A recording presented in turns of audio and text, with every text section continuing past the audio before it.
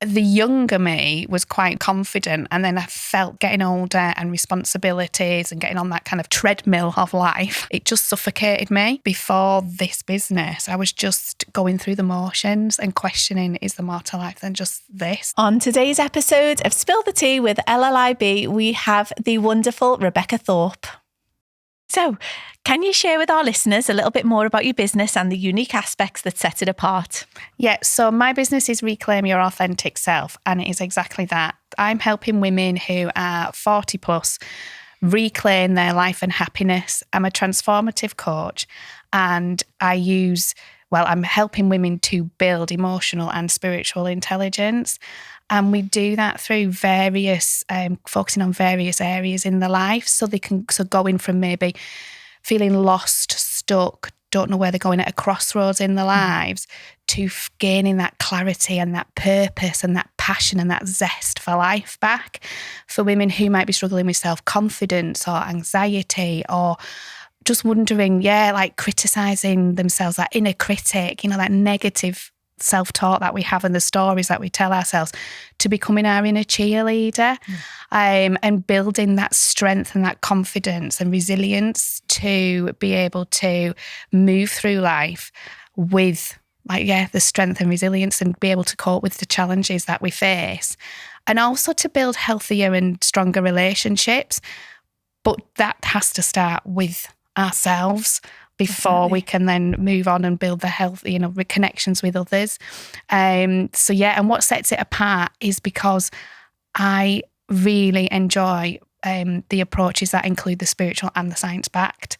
So I do belief coding and mind navigation, which focuses on working with somebody's subconscious in a really safe and gentle, healing way. But it's enabling us to rewire the subconscious and the negative thoughts, so that it's working for us rather than against us. Because our brain, it's like 80% of it is negative, but it's doing its job. It's keeping us safe, but it can keep us small. So it's like opening that up and realising, that we can dream big and that we can move forward in our lives. So like I say, the science and the spiritual is what I love and what I bring to the business. So why focus on only over 40s? Where did that bit come from? It was because it all started because when I was 40. Yeah. Because at 40, that was when I'm 42 now, and that was when I woke up and was like, something needs to change in my life. Anybody outside looking in, or on a piece of paper, I've got 2 kids, married, successful business, blah, blah, blah, nice house. But ultimately inside, I was feeling lost. I was feeling stuck. I was that lady who, you wouldn't have thought it, because I was very good at putting a show on, and putting that face onto the outside world. But ultimately, I didn't know who I was. And I went on like a retreat type of day. And they asked us, who are we? Who are you? And then they said, but don't say, get rid of the labels. So, because it's easy to go, well, I'm a Rebecca Thorpe, I'm a mother, I'm a daughter, I'm a wife, I'm this. But they said, strip all that back, and who are you? And it left me in tears. Because I went there because I needed a break. So I was already really emotionally fragile anyway. And then that question of who am I just felt so sad, for myself, because I didn't know who I was. And so the business was born through my own experiences. And that's what I bring to the business as well, that I only use the techniques that I've actually personally used and transformed and helped me. So I love that. Tell us about life before this business then. What was that like? So life before this business was, I'm a perfectionist, never-ending to-do list. Always putting everybody else before myself. I kind of hid in the shadows. So, the younger me was quite bolshy and bold and confident. And then I felt that as getting older and responsibilities and getting on that kind of treadmill of life, hamster wheel of life, it just suffocated me. And that shine and that confidence just went. So before this business, I was just going through the motions and questioning, is there more to life than just this? And is this all there is? And, you know, maybe I can't go on that holiday, or I won't ever go travelling because I've got this real passion to travel. And just always feeling like there was blocks. So, and getting up, repeating, it's like Groundhog Day, repeating the same thing every day. And I just thought this needs to change because I wasn't showing up the best for myself and also for my family. So, oh, wow, what a journey. What a journey. So what do you find now most fulfilling about the work that you do? Seeing the transformation in the ladies that I coach. So, like I say, I did with the belief code and the mind navigation, I'm also a spiritual life coach. And I offer various other things like looking at frequencies as well, which is about the voice. I'm offering these scans of your voice. So you put it through the system. It's like a computer package software, and it analyzes the frequencies in your voice, which picks up like the emotions that you're currently experiencing, also the emotions that you've currently suppressed. Wow. And it'll identify those. You get a report. And it also identifies where it's manifesting in the body as well. So you could be experiencing physical symptoms as well, possible causes, possible solutions, as well as a healing soundtrack that you listen to daily, which balances out those emotions over the course of a month. And then we review it at the end. And people keep using it each month because it's like peeling the layers of an onion. You know, you'll get one thing out and then, you know, there might be something else going on in your life. So seeing that transformation with my clients through whatever it is that we're doing, whether it's like the wellness packages, which includes bits and that and bits of the other, because we bespokely put it together with the client. Just seeing that journey and that transformation is what really brings me joy, because like I say, I mean, you know, I've experienced it and I just want to share it with everybody else. So that's what keeps me going. That's what gets me up every morning. That's my values, you know, it's to just get those ladies to realise that you can move forward in your life. You don't have to stay small. Things can change, and no matter what age, so, you know, say 40s, but, you know, I've worked with ladies that are in the 70s because they realise that, okay, all this of my life's gone, but I've still got, however, like, it doesn't mean you need to write yourself off, you know, which a lot of people tend to do. Because I've got somebody that I know who's in the 70s, and she was talking to me about wanting to change a carpet, and she said, I don't know if I should change my carpet. I was like, why? Where's that coming from? And she was like, well, this one will see me out. And I was like, what? No. I said, you're at home all day. Treat yourself to the carpet. But it's these like, because it's, and that self-worth and that value, you know, I'll put up with it. Why? Yeah. You know, and it's having those conversations. And, you know, as a coach, my job is there to have those difficult conversations, but in like a nurturing and soft way. So you're able to hold people accountable and, you know, pick out like discrepancies of kind of what the current behaviour is and where they want to be, and help them move to where they want to be. So that's what brings me loads of joy. Yeah. So did she get the carpet? She did get the carpet. Thank goodness. Thank goodness. Yeah. Good for her. So a spiritual coach, like, what's a spiritual coach and how does that work? It's just like looking at things holistically. Okay. So it can include, you know, like meditation practices,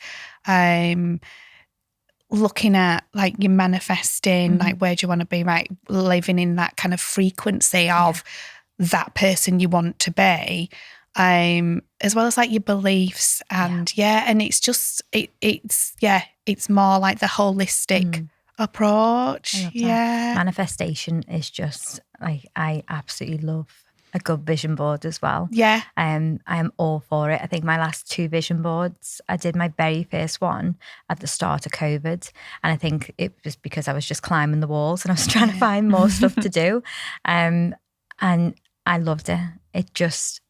I think it's just that permission to talk to yourself and to guide yourself into what is it that you want from life? Like, what are the small things? And I love the fact that a vision board and manifestation doesn't have to be huge. Like, it doesn't have to be that big expensive car or that big trip away. You know, what mine was, you'll probably laugh, you know, my first one, it was a shower. So I wanted a power shower in the house, and I had a bath, but I had like a stand up, you know, them showers that just go drizzle type of thing.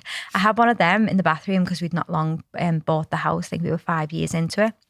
And we did have the plan to like expand the house, do an extension, and have a really lovely bathroom.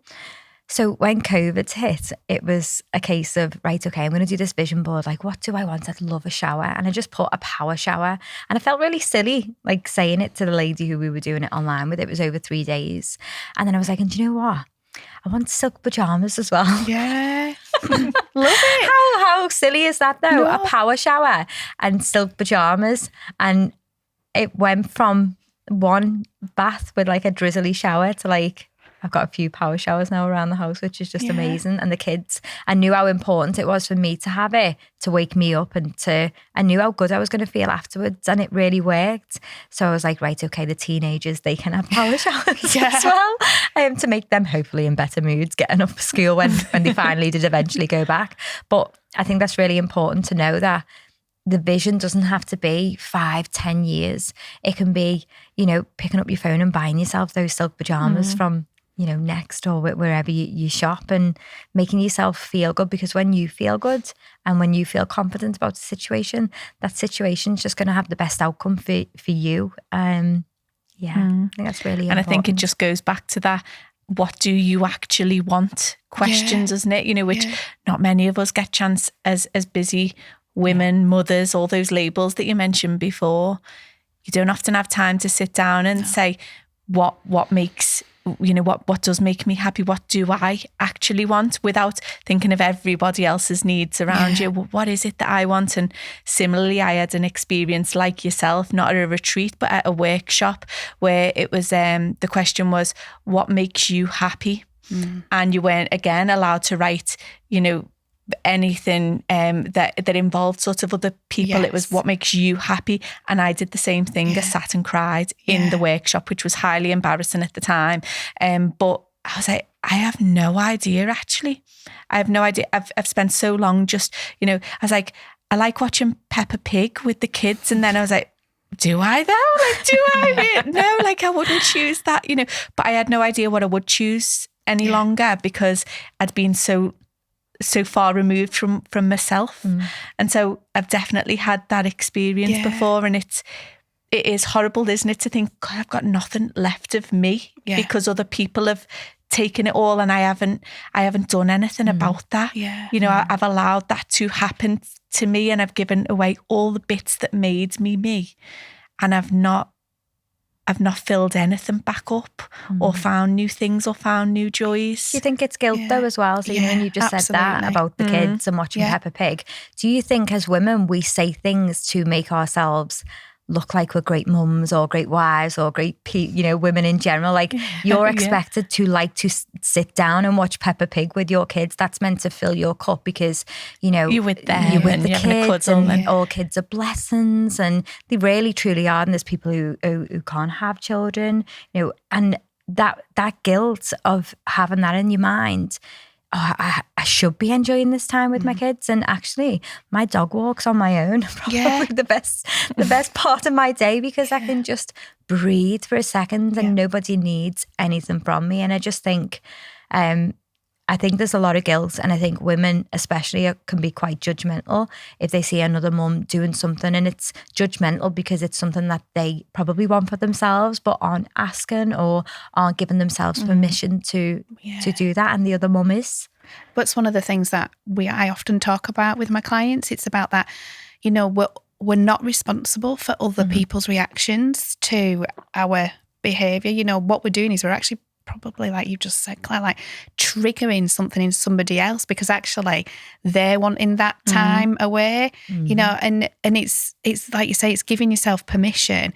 It's working through the guilt, the judgment, and being able to put yourself first and realise that, I mean, like what you said, Cal, about, you know, what is it that makes you happy? They asked as well on that retreat, it was like, what's your hobbies and interests?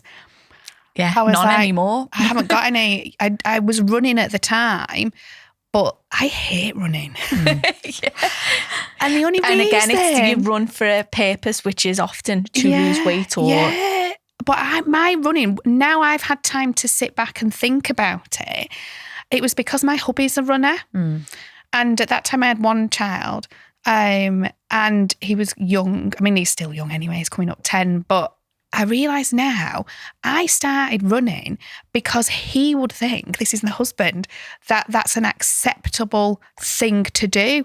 And that actually just saying, I'm going to go up in my bedroom and read a book for half an hour would not be acceptable. In it, you know, I mean, this is the story I'm telling myself. So this is another thing that we quite often do. But in my head, I thought going out for a run, knackering myself even more, doing something I hated, you know, like going through all day thinking I've got to go for a run tonight and I really don't want to run and all this, and doing that just because I felt like in my head that my hubby thought that's acceptable because he's a runner, and so I can have that time. And all I was wanting was some time out. Yeah. And just some time, because, you know, we can be like, oh, you know, like our energy is spent so much as women on other people and emotionally demanding, and like kids, you know, like I know it's lovely having cuddles and hugs, but sometimes we're just touched out in that respect, you know, and we're just like, no, I just need to be by myself. Yeah. I know. My daughter says, "No, hug me more, mummy." And I'm like, "You're literally on me. You're like Velcro the entire time. I can't hug you more than I'm already doing. My arms tight." Then you feel guilty because the kids just want a hug, more of a hug. Oh, yeah. And then you beat yourself up, and it's that inner critic again, isn't it? And you're like, no, it's that permission, and that's moving. You know, being able to move forward and be able to. Yeah, give yourself that permission and fill yourself up. Absolutely. So moving forward with your business, what plans have you got? And within them plans, what would you like to be remembered for most with your clients? Yes, so plans this year are, I would like to collaborate with other women to put retreats on. Oh, wow. So I'd love to do that. I'm also later this year doing a course to... I've dabbled with hypnotherapy, shall we say, but I'm actually doing a hypnotherapy course later in the year. Amazing. As a stepping stone to do past life regression. Wow. So I love that. So so that's what I've got coming up in the business this year. And what would I like to be remembered for? I would love to be remembered for, again, showing women that it's never too late and that we can change, and that we don't need to be suffocated by society and all those external factors. I just want to show people that they can, and that there is light, and that spark within you can shine brightly and glow again. It's not been snuffed out, but I got all tingles. I love that. I love that. If you could spill the tea with anyone, who would you choose and why? And it's okay to say, I'd spill it alone upstairs in a bedroom reading a book. No judgment at all. So going on with the hypnotherapy and the past lives, I'd love to. I mean, she's passed away now, but Dolores Cannon. I don't know if you've heard of Dolores Cannon. Thought you were going for Paul McKenna then. Oh no! So she was. She pioneered the quantum healing hypnosis technique. Oh wow! Which was all about past lives. And she did this. She started it. Well, her husband was like an amateur hypnotherapist. And she supported him, and then he became ill, and she started to run the business through just watching what he did. But together they were helping a doctor with a patient just to help him relax using like traditional hypnotherapy techniques, and that patient slipped into a past life. Oh, wow. And it never happened before, and it really sparked that curiosity in them. And then obviously her husband had the accident, and she took time out, and then she developed that and was really curious and started getting clients and building up her skills and her techniques and her research. At a time for a lady as well, it's like 40 odd, if not more, years ago to be pioneering that. Also, past life regression language and beliefs that went against like the beliefs at that time as well in society. It took her 20 years to get a publisher to publish a stuff, because people are like, no, we're not touching that with a barge pole. So I just love to spill the tea with her. And it also helped me. I read quite a lot of her books very early on in my own journey, which sparked the spiritual side and growth. Hence the spiritual life coaching and blah, blah, blah. So yeah, I'd just love to sit down and talk with her, and because I would just find her a fascinating lady to talk to. Past life regression is just incredible. Yeah. One of my friend's little girls, they were walking past a nursing home, and she was 3 or 4 maybe, and everybody always says like she's been here before, 100%. And as she walked past the nursing home, the little girl said, I remember being in that nursing home when I was very old. So I've just got shivers now. You just said that. Like, stop talking. Stop. Yeah. I remember when I was really old. I was in that. I was in that. I think she said house or something, but it was a nursing home. But she wouldn't have known that it was a nursing home. And I remember I was in that. Yeah, it's crazy, isn't it? But they say children can get that anyway, like they carry that, and it's as they get older they sort of forget and suppress, I suppose. Yeah, absolutely. And we're kind of like, again, I think we're told like, don't be so silly. I was always told as a child, you've got such an overactive imagination, and it was like shut down. So I'm opening up that overactive imagination again now, because things are coming back to me as I'm growing and evolving and going through all this as well. So yeah, I've got a real interest in all that. So yeah.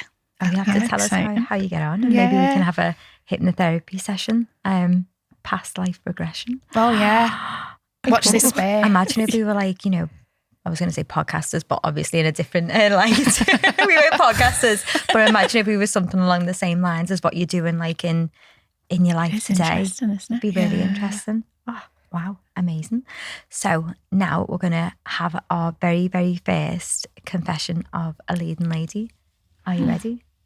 I'm ready. Are you ready, Rebecca? Yes, I am. So the title of the form that was submitted was The Great Coffee Spill. Oh, a good one. Okay, no great tea, one. though. I know. Maybe she should have just changed it to be a great tea Come on, spill. play the game. I know. I didn't even. Yeah, play the game, whoever you are out there. Okay, so the great coffee spill one morning. I was rushing to get my kids ready for school and myself ready for a big client meeting. Multitasking like a pro. Yep. There, I balanced my coffee mug, laptop, and the car keys. Yeah, why do we try and do that? Yeah, I know.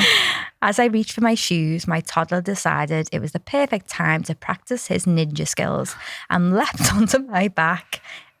In slow motion, my coffee mug flew out of my hand, spun in the air, and landed perfectly on my laptop, drenching it in the hot, caffeinated bath.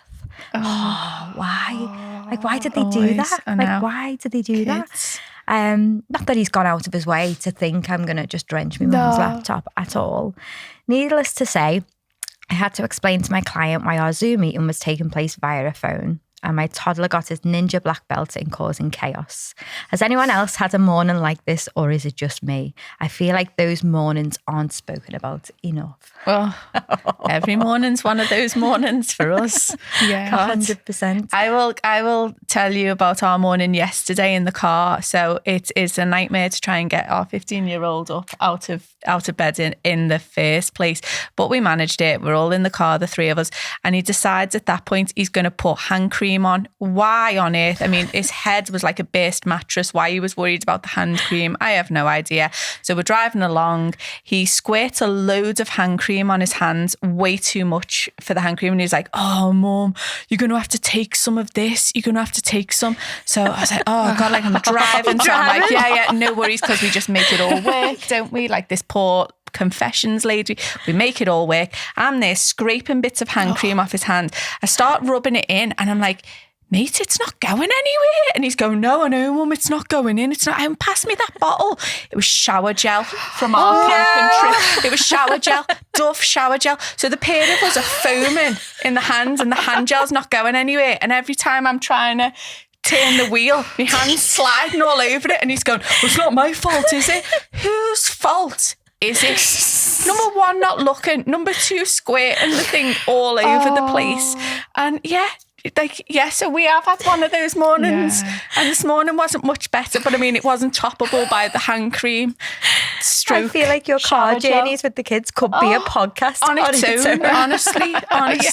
Some of the stories. But no, whoever you are, you are definitely, we have had the 100% not alone. But you've just got to not let that morning dictate the rest of your day. Start again, take a breath, put them in school if they're school age, and then wash your hands, and then just start the day again. Yeah, definitely 100%. Yeah, perfect. Now back to the show. Yeah, and our closing tradition. Ready? Are you ready for this? Yes, I'm ready. Good, I hope so. I know.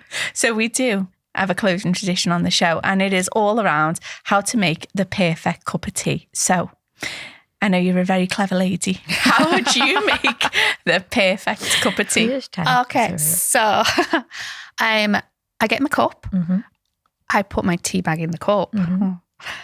I put my hot water in, and then I leave it. And then a bit later, I don't time it, just a bit later when I think it's about ready, I get my spoon and I stir it and I squeeze it, chuck my tea bag out, and then I put my milk in. You are a team, Cal. You're on my team. There we go. Okay. Well, we can still be friends. Thank you. I definitely want that past life regression in a therapy session with you. Yeah, I wonder if they past Claire made a cup of tea. Yeah. Whether there was a past Claire I could get on board with. Probably. She's in there somewhere. She's in there somewhere. That could be the first question you ask her. As you go through that past life regression, that would be amazing. Yeah. That'd be really good. Rebecca, you have been an incredible guest. Thank you so much for sharing your journey. Oh, thank you. It's been a pleasure. Thank you. Lovely. Did you like it? Was it